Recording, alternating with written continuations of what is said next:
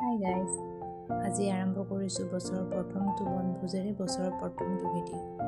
এয়া চাওকচোন, আমাৰ পিকনিকৰ আয়োজন হৈ আছে। এয়া মায়ে পিঁয়াজ কাটিছে, আলু কাটিছে। এয়া আমাৰ ৰান্ধনীয়ে কেনেকৈ চাহ বনাব তাকেই কৈ আছে। তাৰপিছত এয়া কাৰিকৰে এইবিলাক কৰি আছে আৰু জুই জ্বলাইছে, মাংস বনাব ৰেডি কৰিছে।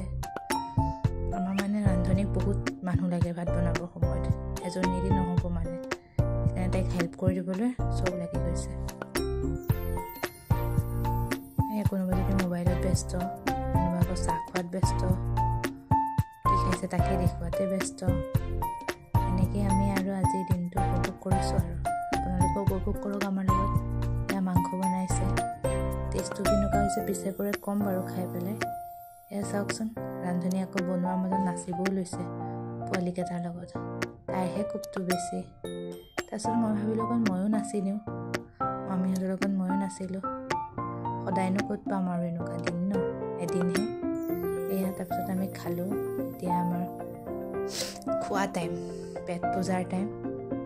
এয়া খোৱাৰ প্লেটখন চাওক, মাংস পিছে ধুনীয়াই হৈছিলে, কেইখনমান ফটো আপোনালোকৰ মাজত দি দিলোঁ।